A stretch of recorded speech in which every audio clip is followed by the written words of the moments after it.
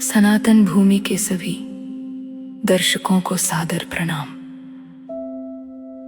ज्येष्ठ मास की अमावस्या एक ऐसी पावन तिथि जब सुहागिन महिलाएं अपने पति की लंबी आयु और अच्छी सेहत के लिए वट सावित्री का बेहद कठिन व्रत रखती हैं।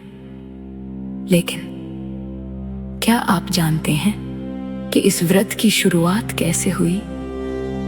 कैसे एक साधारण सी राजकन्या ने अपनी बुद्धिमानी और पतिव्रत धर्म के बल पर साक्षात मृत्यु के देवता यमराज को भी पीछे हटने पर मजबूर कर दिया। आइए जानते हैं सावित्री और सत्यवान की वो अमर कथा जिसने मृत्यु पर भी विजय प्राप्त की। कथा की शुरुआत होती है मद्र देश से, जहां अश्वपति नाम के एक बहुत ही प्रतापी राजा राज करते थे। सब कुछ होने के बाद भी राजा रानी के जीवन में संतान का कोई सुख नहीं था। तब राजा अश्वपति ने संतान प्राप्ति के लिए कठोर तपस्या की और माता सावित्री की आराधना की। कई वर्षों की कठिन पूजा के बाद देवी प्रसन्न हुई और उनके आशीर्वाद से राजा के घर एक अत्यंत रूपवान और बुद्धिमान कन्या ने जन्म लिया। देवी के नाम पर ही इसका नाम सावित्री रखा गया। जब सावित्री विवाह योग्य हुई तो राजा ने उसे स्वयं अपना वर चुनने की अनुमति दी। सावित्री योग्य वर की खोज में वनों में घूमने लगी और वहीं उसकी भेंट सत्यवान से हुई।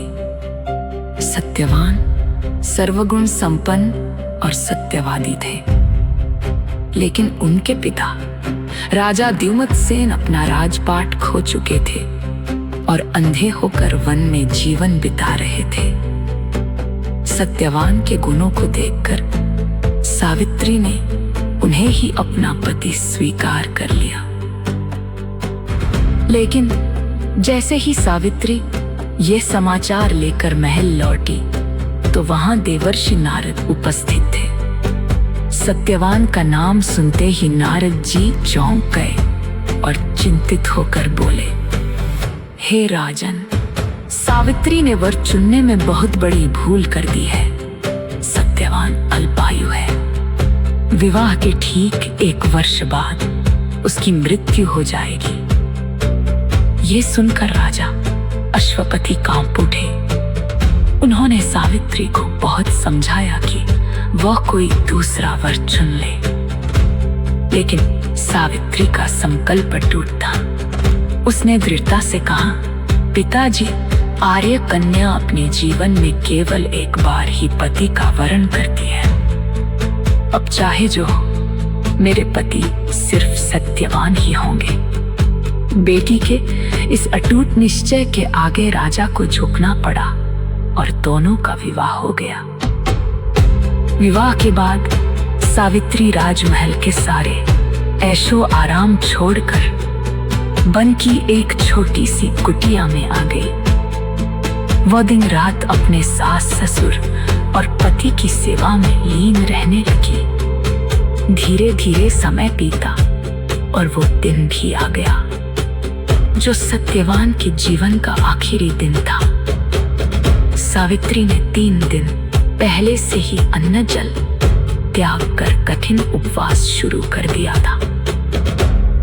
उस दिन सत्यवान जब लकड़ी काटने जंगल जाने लगे तो सावित्री भी उनके साथ चल दी। जंगल में लकड़ी काटते काटते अचानक सत्यवान के सिर में भयंकर दर्द हुआ और वे व्याकुल होकर सावित्री की गोद में सिर रखकर लेट गए। उसी क्षण वहां का वातावरण एकदम शांत हो गया और काले बादलों के बीच से साक्षात मृत्यु के देवता यमराज प्रकट हुए। यमराज ने बिना देर किए सत्यवान के शरीर से उनके प्राण निकाले और दक्षिण दिशा की ओर बढ़ने लगे।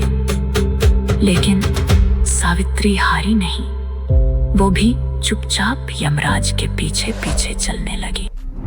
यमराज ने पीछे मुड़कर देखा और कहा, हे देवी, तुम्हारा और सत्यवान का साथ यहीं तक था, अब तुम लौट जाओ।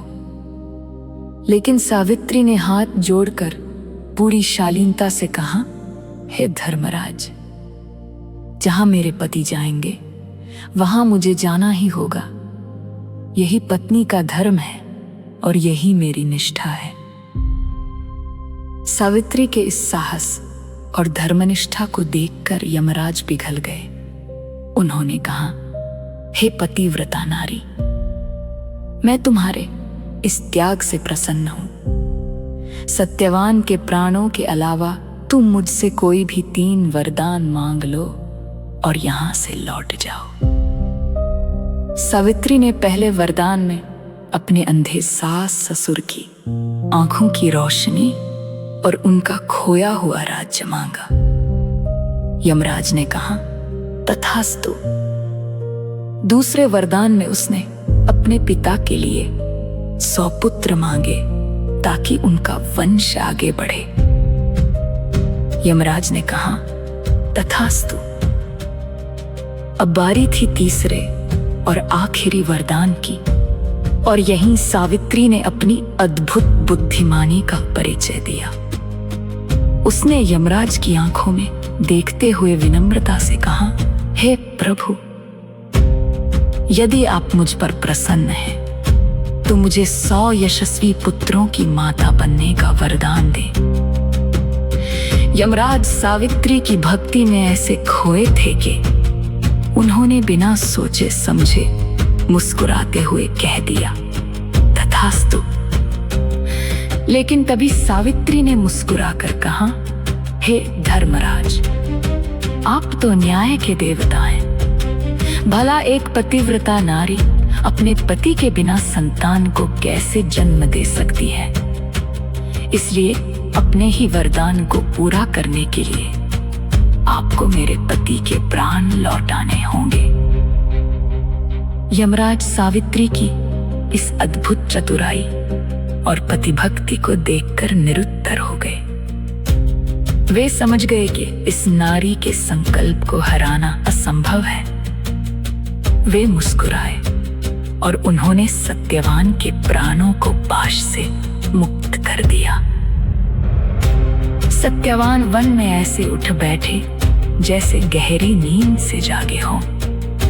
जिस वट यानी बरगद के वृक्ष के नीचे ये सब हुआ, मैं इस अमर प्रेम और संकल्प का गवाह बना। तभी से हर साल सुहागिन औरतें इस दिन बरगद के पेड़ की पूजा करती हैं, ताकि उनका सुहाग भी अक्षुण्ण रहे। सावित्री की ये कथा हमें सिखाती है कि अगर संकल्प सच्चा हो और बुद्धि का सही इस्तेमाल किया जाए तो इंसान यमराज से भी अपनी तकदीर वापस छीन सकता है। अगर आपको सनातन भूमि की ये प्रस्तुति पसंद आई हो तो इस वीडियो को लाइक और शेयर जरूर करें। ऐसी ही और दिव्य कथाओं के लिए हमारे चैनल को सब्सक्राइब करना न भूलें।